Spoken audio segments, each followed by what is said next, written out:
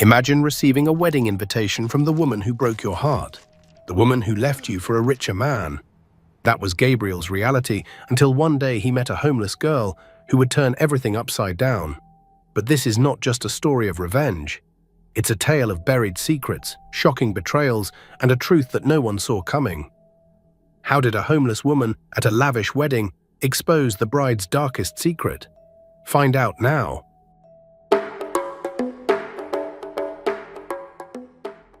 In the bustling city of Lagos, where money talked louder than love and status mattered more than character, there lived a successful businessman named Gabriel Thompson.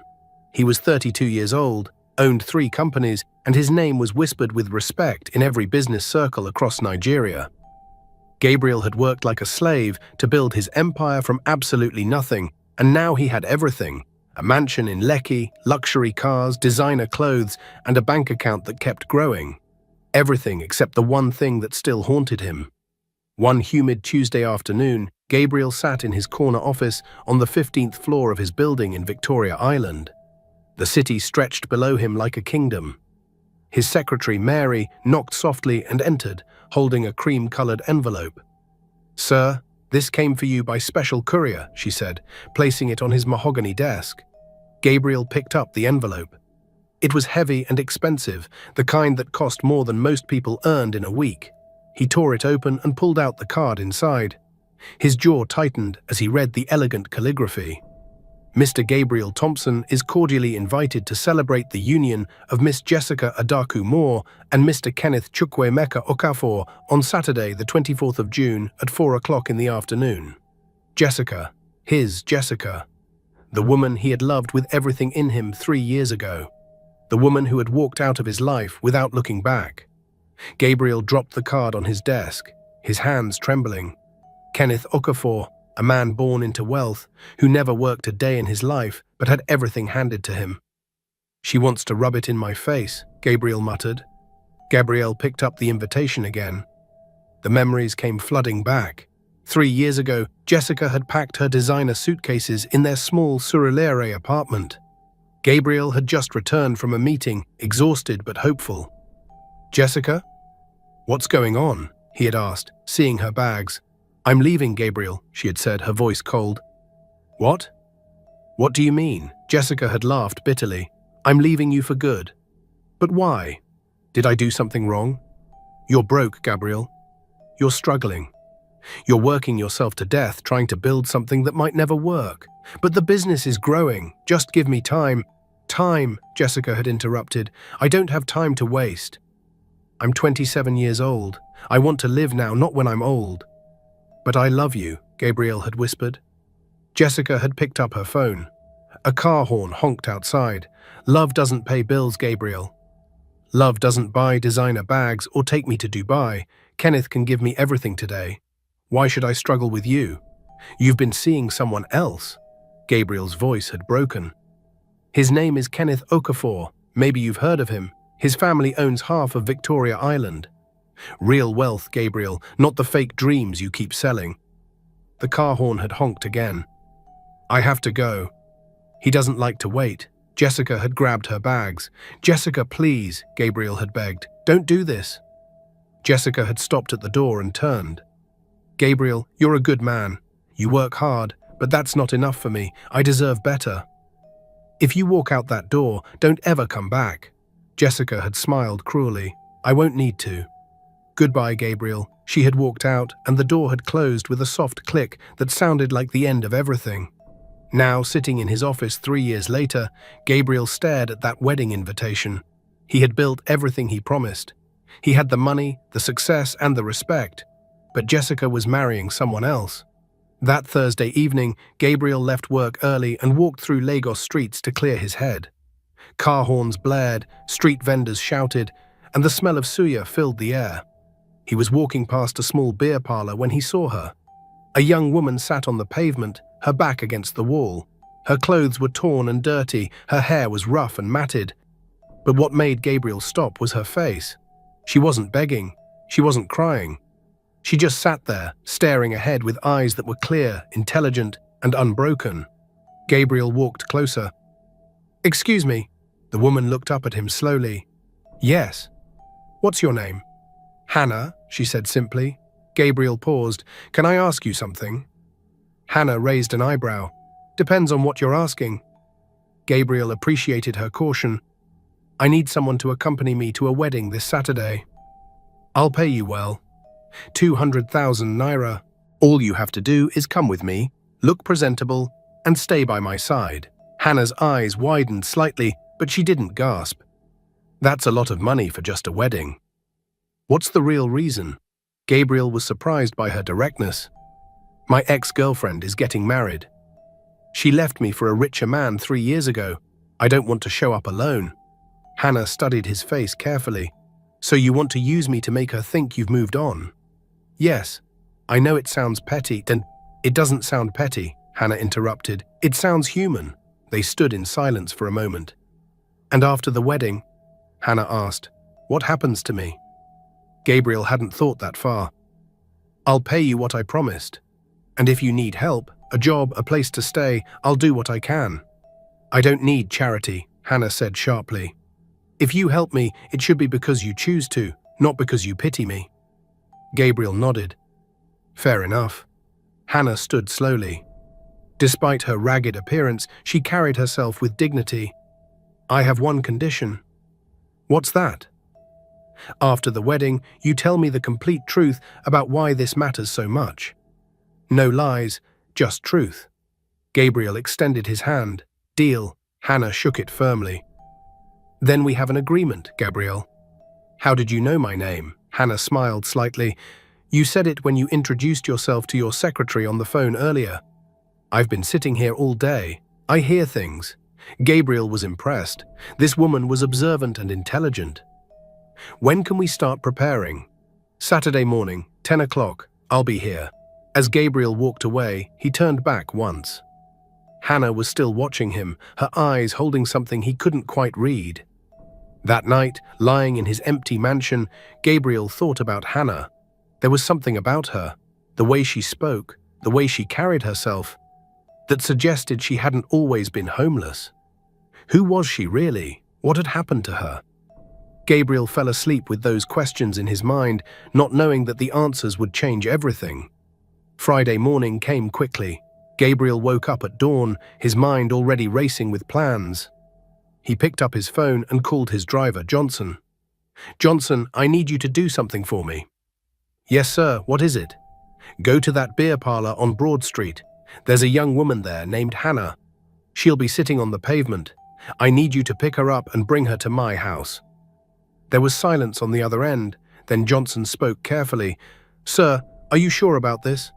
A homeless person? Gabriel's voice was firm.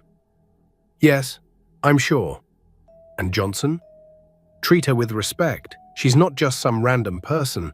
She's my guest. Yes, sir. I'll go now. An hour later, Gabriel heard his car pull into the driveway. He walked to the front door and opened it. Johnson stepped out first, then opened the back door. Hannah emerged from the car slowly. Even in her torn clothes and dirty appearance, she moved with a strange Hannah. She looked around at Gabriel's mansion, the white walls, the manicured garden, the fountain in the front yard, and her face remained calm, composed. Welcome, Gabriel said, walking toward her. Thank you for coming. Hannah looked at him directly. Your driver didn't give me much choice. He was very insistent. Gabriel smiled apologetically. I'm sorry about that. I just thought you'd be more comfortable staying here before the wedding tomorrow. Comfortable, Hannah repeated, as if testing the word. I haven't been comfortable in a very long time. Gabriel led her inside. The entrance hall was massive, marble floors, high ceilings, and a crystal chandelier hanging above them. Expensive paintings on the walls. Everything screamed wealth.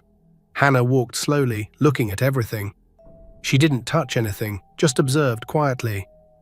Then she stopped in the middle of the living room and turned to Gabriel. This house is beautiful, she said softly, but it feels so empty, like a museum, like no one really lives here. Gabriel was struck by how accurately she had identified something he barely admitted to himself. You're right. I'm here alone most of the time. Why? Hannah asked simply. Gabriel paused. Because I've been so busy building my business, proving myself to the world, That I forgot to build a life. Hannah nodded slowly. That's sad. What's the point of having all this if there's no one to share it with? Before Gabriel could respond, his housekeeper appeared from the kitchen. Mrs. Adebayo was a plump woman in her 50s with kind eyes and a no-nonsense attitude. When she saw Hannah, her eyes widened with shock. "Sir," she exclaimed, "who is this?" "This is Hannah," Gabriel said firmly. "She's my guest for the weekend. Please prepare the main guest room for her. Make sure she has everything she needs, fresh towels, toiletries, and clean clothes if we have any that might fit." Mrs. Adebayo looked like she wanted to protest. She stared at Hannah's dirty clothes, her matted hair, and her bare feet. But she had worked for Gabriel long enough to know when his mind was made up. "Yes, sir," she said slowly. "Right away, sir." Gabriel turned to Hannah. "Mrs. Adebayo will show you to your room. You can take a bath, rest, and eat something. We'll go shopping tomorrow morning for everything you need." Hannah looked at him with those steady, intelligent eyes. "Thank you. You're being very kind to someone you barely know. Everyone deserves kindness," Gabriel replied. Mrs. Adebayo led Hannah upstairs. The guest room was large and beautiful, a king-sized bed with white sheets and fluffy pillows, its own bathroom with a large bathtub, and a balcony overlooking the garden. When Hannah saw the bed, she stopped walking. She stood in the doorway, staring at it, as if it might disappear if she blinked. "This is all for me?" she whispered. Mrs. Adebayo's expression softened despite her initial shock. "Yes, my dear, all for you. The bathroom is through that door. I'll bring you some towels and clothes in a few minutes." "Thank you," Hannah said quietly. When Mrs. Adebayo left, Hannah walked slowly to the bed. She sat down carefully on the edge, then ran her hand over the soft sheets. She touched the pillows gently, as if they were made of glass. Then suddenly, tears started falling down her cheeks. Silent tears that she didn't try to stop or hide. She sat there on that beautiful bed in that beautiful room and cried for everything she had lost, everything she had survived, and everything she thought she would never have again. 3 years, 2 months, and 17 days. That's how long it had been since she slept in a real bed. Since she felt safe. Since she felt human. Downstairs, Gabriel sat in his study, trying to review some business documents, but he couldn't concentrate. His mind kept drifting to Hannah, to the mystery of who she really was, to the pain he saw hidden in her eyes, to the strength she showed despite having nothing. His phone rang. It was his best friend Michael, calling from Abuja. "Hey man, how are you?" Michael greeted. "I'm okay," Gabriel replied. "How about you?" "I'm fine. But listen, I heard your ex-girlfriend Jessica is getting married this weekend. Is that true?" Gabriel's jaw tightened. "Yes, it's true." "What? And you didn't tell me. Man, how do you feel about this? That woman who left you when you had nothing, now she's marrying someone who was born rich." "I know everything, Michael." "So what are you going to do? Are you going to attend the wedding?" Gabriel was quiet for a moment. "Yes, I'm going, with a date." Michael laughed in surprise. "A date? Since when do you have a girlfriend? You never go anywhere except the office and home." "It's complicated. I'll explain later." If you say it's complicated, this woman must be special." "Okay, I'm waiting to hear the full story. But Gabriel, let me tell you something serious." "What?" "That Jessica, she's not worth all this stress you're putting yourself through. She left you because of money, right? Now you have more money than her new husband, and you're still thinking about her? Move on, my brother. Find a woman who will appreciate you." "I have moved on," Gabriel insisted. "You say you've moved on, but your heart is still carrying her burden." "I know you, Gabriel. This wedding invitation has hurt you." Gabriel couldn't lie to his best friend. "Yes, it hurts. Even after 3 years, it still hurts." "I understand, but don't go to that wedding and embarrass yourself. Just show your face, eat their food, and leave. Do you hear me?" "I hear you, Michael." After the call, Gabriel sat in silence. Was he making a mistake? Was this whole plan just going to reopen old wounds? Mrs. Adebayo interrupted his thoughts, knocking on the study door. "Sir, I need to talk to you about that girl." "What about her?" Mrs. Adebayo's face was concerned. "Sir, when I went back to give her extra towels, I heard her crying in the bathroom. Not soft crying, serious crying. The kind of crying that comes from someone who has suffered deeply. "Sir, what happened to her? Where did you find her?" Gabriel sighed. "She's been living on the streets, Mrs. Adebayo. She's homeless." Mrs. Adebayo's hand flew to her mouth. "Jesus, that beautiful girl. But sir, she doesn't look like a street person at all. The way she carries herself, the way she speaks, something serious has happened to that girl." "I know, I can see it too, but she hasn't told me her story yet." Mrs. Adebayo shook her head sadly. "Oh my. This Lagos, so many people with secret pain. I'll make special food for her. She needs to eat well. She's too thin. Thank you, Mrs. Adebayo." That evening, Mrs. Adebayo prepared a feast. Jollof rice with plenty of chicken, fried plantain, moi moi, fresh salad, and chilled Chapman to drink. She set the long dining table that could seat 12 people, but usually only seated Gabriel alone. When Hannah came downstairs for dinner, Gabriel almost didn't recognize her. She had bathed and washed her hair. Mrs. Adebayo had given her one of Gabriel's sister's old dresses that had been left in the guest room, a simple blue cotton dress that fit surprisingly well. Hannah's face, now clean, revealed high cheekbones, smooth dark skin, and eyes that were even more striking without the dirt and exhaustion. Gabriel stood up quickly when she entered. "Hannah, you look completely different." Hannah smiled slightly, a bit shy. "Different good or different bad?" "Different beautiful," Gabriel said honestly. A faint blush colored Hannah's cheeks. They sat down at opposite ends of the long table, and Mrs. Adebayo began serving food. Hannah stared at the plate in front of her, piled high with rice, chicken, plantain, as if she couldn't believe it was real. She picked up her fork slowly and took a small bite. Then another. Then she closed her eyes, savoring the taste. Gabriel watched her eat and realized she was eating slowly, not because she wasn't hungry, but because she was trying to make the experience last. They ate in silence for a few minutes, then Gabriel spoke. "Can I ask you something?" Hannah looked up. "You can ask. Doesn't mean I'll answer." Gabriel smiled at her directness. "How long have you been living on the streets?" Hannah put down her fork slowly. Her face became very still, very controlled. When she spoke, her voice was quiet but clear. 3 years. 3 years, 2 months, and 17 days. The precision of her answer shocked Gabriel. She had been counting.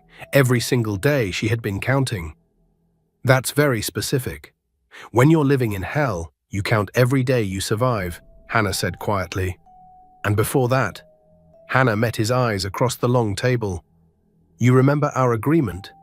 After the wedding, I'll tell you everything. Let me keep that promise." Gabriel nodded, respecting her boundary.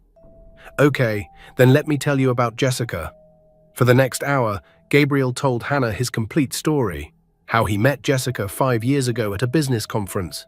How she was charming and beautiful and made him believe they could build something together. How he worked 18-hour days, 7 days a week, sacrificing everything to build his business. "I promised her the world," Gabriel said. "I told her if she just waited, if she was just patient, we'd have everything. A big house, nice cars, vacations abroad, everything she wanted." "But she didn't want to wait," Hannah said softly. "No, she met Kenneth at some society party. He had everything I was working toward, but he was born with it. He didn't have to work for anything, and Jessica looked at what he had versus what I was still building, and she made her choice. That must have destroyed you." Gabriel's voice was bitter. "It did. For months after she left, I couldn't function. I'd wake up expecting her to be there. I'd come home and still call out her name. It took me a year to accept she was really gone." Hannah reached across the table and touched his hand gently. The simple gesture sent warmth through Gabriel's chest. "Her leaving had nothing to do with your worth, Gabriel. It had everything to do with hers. A woman who truly loved you would have built the empire with you, not waited for it to be finished before showing up." Gabriel looked at Hannah, surprised by her wisdom. "Thank you, I needed to hear that." They finished dinner and moved to the living room, continuing to talk. Gabriel told her about growing up poor in Ajagunle, watching his parents struggle, vowing he would never be poor when he grew up. Hannah listened without judging, without pitying, just understanding. "You should be proud of yourself," Hannah said. Building something from nothing takes real strength. Thank you, Gabriel replied. Then carefully he asked, and you? What did you do before things changed? Hannah's face shuttered again. After the wedding. I promise I'll tell you everything after the wedding. Around midnight, Hannah stood up to leave. I should sleep.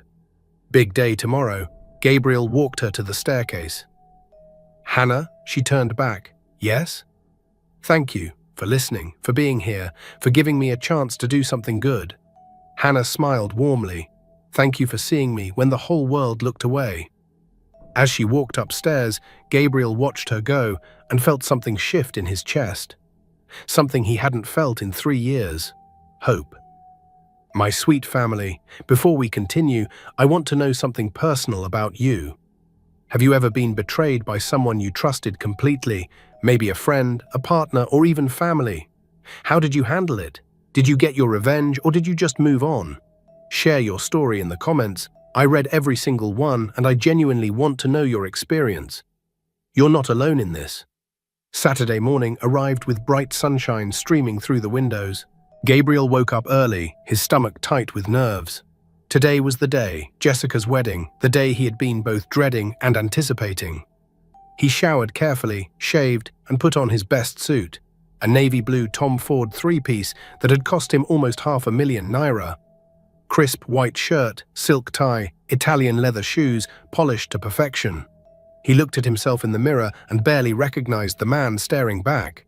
3 years ago, he couldn't afford a suit like this. Now he owned 20 of them. Around noon, Gabriel knocked on Hannah's door. Hannah, are you ready? The door opened slowly, and Gabriel's breath caught in his throat. Hannah stood there transformed. She wore the black gown they had bought the day before. Elegant, flowing, timeless. Her hair had been styled in soft waves that framed her face perfectly. The makeup was subtle but enhanced her natural beauty, her high cheekbones, her full lips, her striking eyes. She wore simple diamond earrings that caught the light, and she carried a small silver clutch bag. But it wasn't just her appearance, it was the way she carried herself. Her posture was straight, her shoulders back, her chin lifted.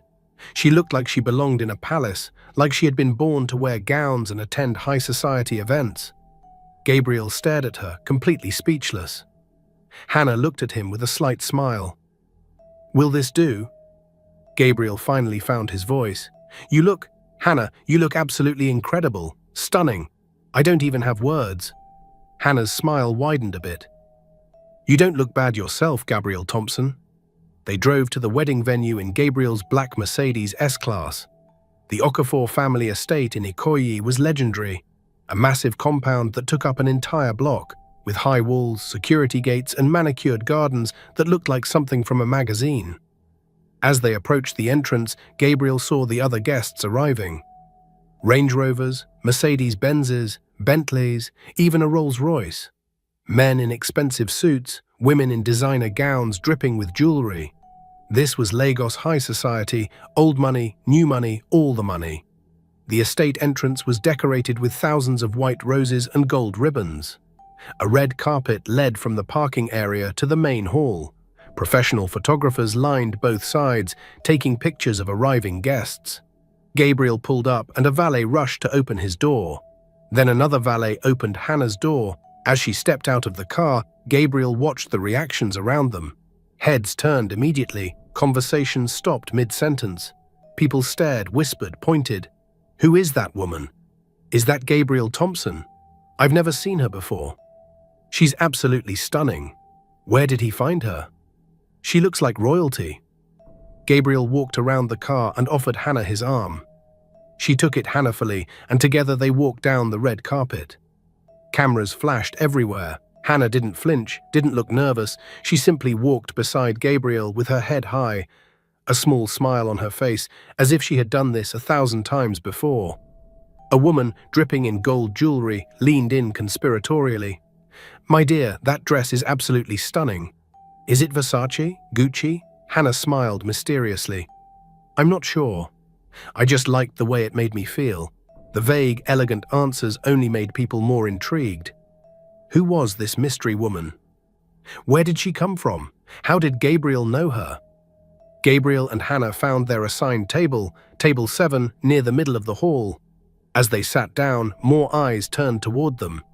Hannah remained perfectly composed, her hands folded elegantly on her lap, her face calm. An older couple at their table immediately introduced themselves. "Good afternoon, I'm Senator Adeyemi, and this is my wife, Mrs. Adeyemi." "Gabriel Thompson," Gabriel said, shaking their hands. "And this is Hannah." Mrs. Adeyemi, a woman in her 60s, with sharp, intelligent eyes, studied Hannah carefully. "My dear, you carry yourself like someone from a good family. Where are your people from?" Hannah smiled politely. "Lagos, ma, born and raised. And how do you know Gabriel?" "We met recently, but it feels like we've known each other much longer." Senator Adeyemi chuckled. "Ah, young love, that's how it always feels at the beginning. You two make a beautiful couple." Gabriel and Hannah exchanged a quick glance, but didn't correct him. The music changed. Everyone stood as the bridal procession began. Bridesmaids in gold dresses walked down the aisle, followed by flower girls scattering rose petals. Then Jessica appeared. She wore a massive wedding gown covered in crystals and pearls, the skirt so wide it filled half the aisle. A diamond tiara sat on her styled hair, her makeup was dramatic, heavy foundation, bold eyes, bright red lips. The crowd gasped and applauded. Jessica smiled widely and began walking down the aisle, clearly enjoying the attention. But then her eyes swept across the room and landed on Gabriel's table. Her gaze locked onto Gabriel and her smile faltered. Then she saw Hannah.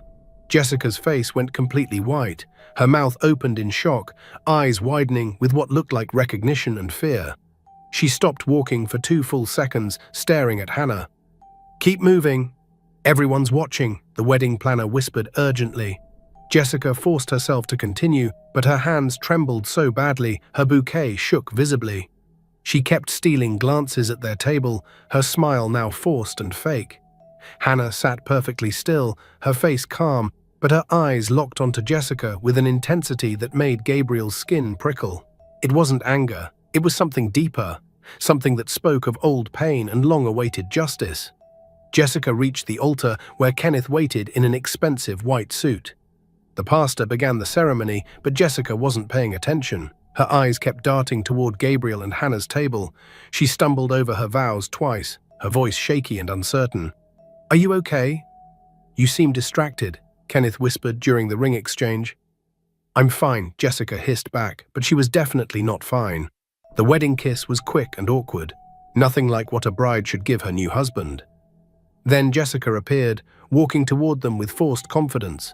She had changed out of her massive wedding gown into a gold cocktail dress that sparkled under the lights.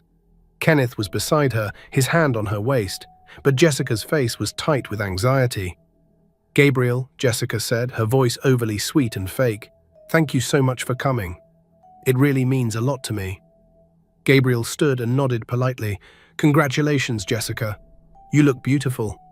Jessica's smile was tight. "Thank you."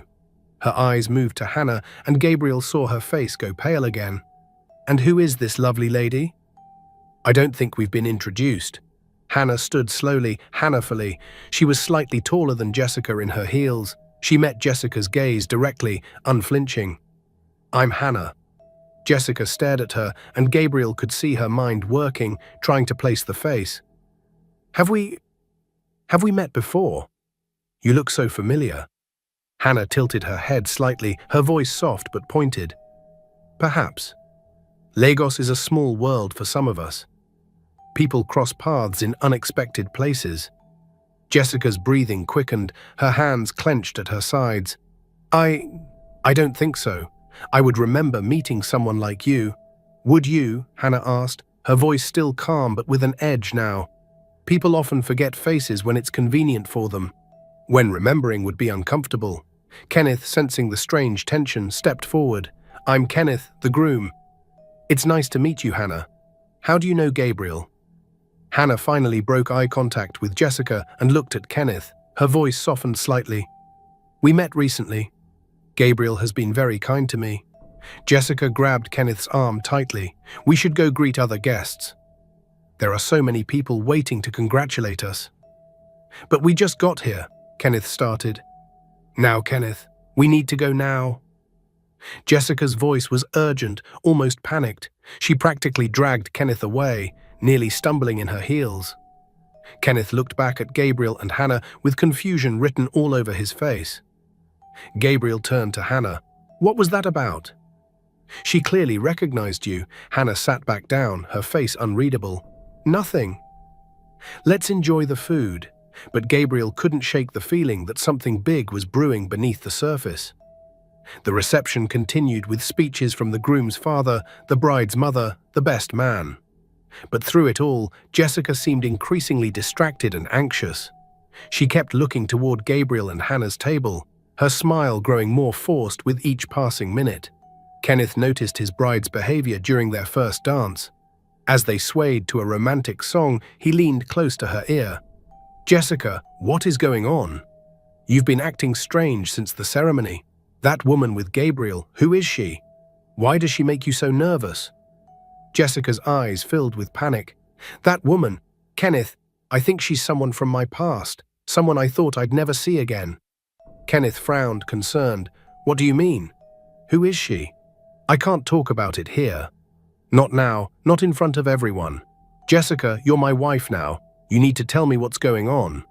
But before Jessica could answer, the MC tapped the microphone. Ladies and gentlemen, can we have the bride and groom at the front for their thank you speech? Jessica walked to the microphone on shaky legs. Kenneth stood beside her, his face confused and concerned. Jessica gripped the microphone stand with trembling hands. Thank you all so much for coming to celebrate with us today, Jessica began, her voice unsteady. This day means everything to me. I've worked so hard to get here, to build the life I have now, to finally have everything I ever built. A clear, strong voice interrupted from the crowd. The entire hall fell into stunned silence. Every head turned. Hannah was standing at her table, her face calm but her eyes burning with intensity. You built your life, Hannah repeated, louder this time, her voice carrying across the entire hall. Tell them how you built it, Jessica. Tell everyone here the truth about how you got where you are today. The hall erupted in confused whispers. Jessica's face turned white as a ghost. Her hands began shaking so violently that the microphone rattled. I don't know what you're talking about, Jessica stammered, her voice barely a whisper. Hannah took a step forward, her voice growing stronger, more powerful. Don't you? Let me remind you then, 3 years ago I worked as a private caregiver for your grandmother, Mrs. Helen Moore. Does that name ring a bell? Gasps filled the room, people started murmuring loudly, Jessica's legs looked like they might give out. Hannah continued, her voice clear and steady now. Mrs. Helen was a wonderful woman, kind, generous, loving. She was also very wealthy. And she was very alone because her only granddaughter, you, Jessica, had abandoned her for years. You didn't visit, didn't call, didn't care. Not until you heard she was sick and dying. That's not true, Jessica shouted, but her voice cracked. She's lying. Don't listen to her. Am I lying? Hannah asked calmly. Mrs. Helen loved me like the daughter she never had. I cared for her every single day. I fed her when she couldn't feed herself. I bathed her when she was too weak. I read to her, talked to her, held her hand when she was in pain. And you know what she told me? The room was dead silent now, everyone leaning forward, hanging on every word. She told me she was going to include me in her will. Not all her money, just enough to help me start my own caregiving business, maybe buy a small apartment. She wanted to give me a future because I had given her dignity in her final days. Jessica's face crumbled. Tears started streaming down her cheeks, smudging her perfect makeup. Hannah's voice grew harder. But then you found out. You came rushing back, pretending to care about your grandmother. And when you saw how close we had become, when you realized she might actually leave me something, you couldn't stand it, so you destroyed me. No, I didn't. Jessica started. Yes, you did. Hannah's voice rose, emotion breaking through her calm facade. You accused me of stealing your grandmother's jewelry. You said I was poisoning her medication. You called the police right in front of her, had me dragged out of that house like a criminal. You destroyed my reputation so completely that no one would hire me, not as a caregiver, not as anything.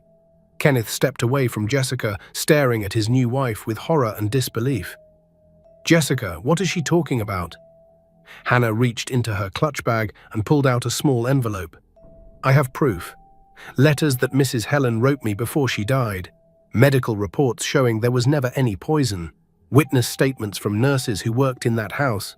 Financial records showing how you manipulated your grandmother's accounts." Gabriel stood up and walked to Hannah. She handed him the envelope. He opened it and began reading aloud one of the letters in a clear, strong voice. "My dearest Hannah, I know what my granddaughter is doing. I know she wants you gone because she fears losing her inheritance to someone she thinks is an outsider. But I want you to know something. You are more family to me than she ever was. You cared for me when I was alone and afraid. Keep these letters safe. One day the truth will come out, and you will need proof." The crowd exploded in shocked murmurs and exclamations. Someone shouted from the back, "Call the police. This is elder abuse." Another voice joined in, "Inheritance fraud. She should be arrested." More people pulling out their phones, recording everything, already posting videos to Instagram and Twitter. Within seconds, the scandal was going viral. Jessica looked around wildly, tears and mascara running down her face. "You're trying to ruin my wedding. You're jealous because you have nothing, and I have everything." Hannah's voice was cold now, all pretense of calm gone. "I have nothing because you took everything from me, Jessica. You made me homeless. You made me sleep on streets, go hungry for days, fear for my life every single night. All because you wanted your grandmother's money for yourself." Kenneth grabbed Jessica's arm. "Tell me this isn't true. Tell me you didn't do this." Jessica opened her mouth, but no words came out. Her silence was all the answer anyone needed. Within minutes, security was called. The police arrived shortly after. They questioned Hannah, examined the documents, took statements from several guests who remembered the scandal from 3 years ago, but had believed Jessica's version of events. Jessica tried to run, but security guards blocked every exit. She collapsed onto the floor in her expensive gold dress, sobbing hysterically, her perfect wedding destroyed, her lies exposed to everyone who mattered. Kenneth stood frozen, watching the woman he had just married being questioned by police. His face was pale with shock and betrayal. The officers approached Jessica with handcuffs. "Mrs. Okafor, you're being arrested on charges of elder abuse, inheritance fraud, defamation, and falsification of medical documents. You have the right to remain silent." As they led Jessica away, she looked back at Hannah one last time. Their eyes met across the ruined wedding hall. "I'm sorry," Jessica whispered, her voice broken. "I'm so sorry." But Hannah didn't respond. She just watched silently as justice finally caught up with the woman who had destroyed her life. The wedding hall that had been filled with celebration just hours ago now felt like a crime scene. Guests stood in shocked clusters, whispering, recording videos on their phones, trying to process what they had just witnessed. The beautiful decorations, the white roses, the gold ribbons, the crystal chandeliers, now seemed like a mockery of what this day was supposed to be. Jessica sat in a chair near the entrance, handcuffed, her gold dress wrinkled and stained with tears and mascara. 2 police officers stood on either side of her. She looked completely broken, nothing like the confident bride who had walked down the aisle just hours before. Kenneth stood several feet away, staring at his new wife as if seeing her for the first time. His best man, a tall man named Chidi, placed a hand on Kenneth's shoulder. "Guy, I'm so sorry," Chidi said quietly. I don't even have words." Kenneth's voice was hollow, empty. I married her less than 3 hours ago. How did I not know? How did I not see who she really was? She fooled everyone, man. Don't blame yourself." But Kenneth shook his head slowly. There were signs. Small things, the way she never wanted to talk about her grandmother, how she always changed the subject when her family came up. I thought she was just private. I didn't realize she was hiding something like this. Gabriel and Hannah stood together near their table, watching everything unfold. Hannah's face was pale but composed. Her hands were steady now, though Gabriel could see the slight tremor in her fingers when she thought no one was looking. "Are you okay?" Gabriel asked quietly. Hannah nodded slowly. "I'm fine. I've been waiting 3 years for this moment. Now that it's here, I don't know how to feel. You should feel proud. You told the truth. You stood up for yourself. Hannah looked at him, her eyes glistening with unshed tears. Then why do I feel so empty? Before Gabriel could respond, one of the police officers approached them. He was an older man, probably in his 50s, with kind eyes and a no-nonsense demeanor. Inspector Okafor led Hannah to a quiet sitting room. "Tell me everything that happened 3 years ago." Hannah took a deep breath. "I got the job as Mrs. Helen Moore's caregiver through a reputable agency. She was alone, suffering from diabetes and heart problems. She was the kindest woman I ever met." "And Jessica?" "She appeared 6 months after I started. Mrs. Helen hadn't seen her in over 2 years. Jessica only visited when she needed money, get a check and leave. Never helped with actual care. When did things change? Mrs. Helen told me she was updating her will, wanted to leave me something to start my business. 2 days later, Jessica came crying, saying her grandmother's diamond necklace was missing. She accused me of stealing it. What happened? Police searched my room and found the necklace in my drawer. I never put it there. Jessica planted it. Then she accused me of poisoning Mrs. Helen's medication." Inspector Okafor looked up sharply. "Very serious accusation." "I know, but tests showed nothing except prescribed medications. They released me, but the agency fired me. My reputation was destroyed." "And Mrs. Helen?" Tears rolled down Hannah's cheeks. "Jessica blocked all contact. Mrs. Helen died 2 months later. I wasn't allowed at her funeral." "How did you end up homeless?" "No one would hire me after the police report. I ran out of money, lost my apartment, no family to turn to." Inspector Okafor nodded. "The documents you provided are strong evidence. We'll investigate Jessica Moore Okafor fully. She'll face charges for elder abuse, inheritance fraud, and defamation." "Will my name be cleared?" "Yes, officially. I'll make sure of it." "The marriage is over, Jessica," Kenneth said flatly. "I'll be filing for annulment Monday morning. I want nothing from you except distance." Jessica's sobs grew louder as they took her away. Guests parted to let them through, many recording on their phones. By tomorrow, this scandal would be all over Nigerian social media. When Hannah emerged, she looked exhausted but relieved. Gabriel was waiting, and she walked straight into his arms. He held her tightly while she finally let herself cry, tears of release, of justice, of 3 years of pain finally acknowledged. "It's over," Gabriel whispered. "It's finally over." Kenneth approached them, his face heavy with regret. "Hannah, I owe you an apology. I had no idea what she did to you." "You didn't know because she didn't want you to know," Hannah said gently. "That's what manipulators do." "Is there anything I can do?" "I have money, connections, influence." Hannah shook her head. "I don't need your money. I just needed the truth to come out." And it has. Gabriel's driver brought the car around.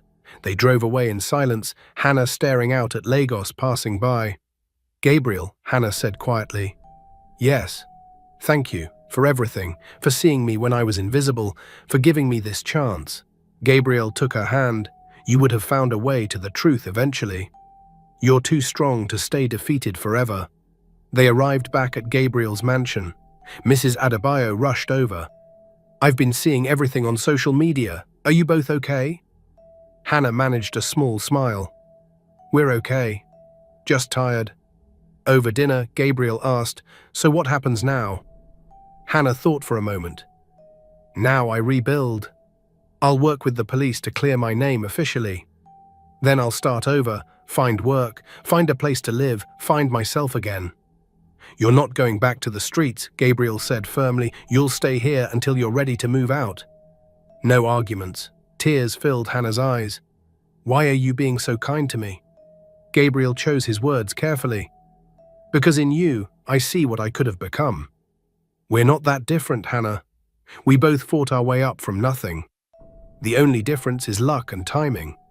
That night, as Hannah lay in bed, she thought about everything. 3 years ago, Jessica had taken everything from her. Hannah had spent 3 years, 2 months, and 17 days counting every painful moment, wondering if justice would ever come.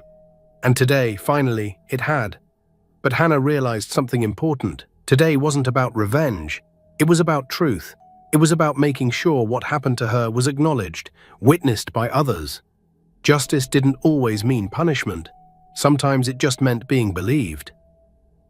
And for the first time in 3 years, Hannah fell asleep feeling truly safe. The weeks following the wedding scandal moved like a whirlwind. Jessica's arrest became Lagos's biggest story. Headlines screamed, "Wedding day exposed, bride arrested for elder abuse." Inspector Okafor called 2 weeks later. "Hannah, the investigation is complete. Jessica has been formally charged with elder abuse, inheritance fraud, defamation, and perjury. And your record? Completely cleared. Officially, you can work again." Hannah sat in Gabriel's living room and cried tears of relief. It was finally over. "What will you do now?" Gabriel asked softly. "I want to work again. I want to be a caregiver again. It's who I am." Over the next month, Gabriel helped Hannah rebuild completely. His lawyers helped her sue the agency that fired her without investigation. The settlement gave her financial security. Gabriel connected her with a caregiving certification program. Within 6 weeks, Hannah earned her advanced certification. But something else was happening. They were falling in love. It started small, long conversations late at night about dreams and fears.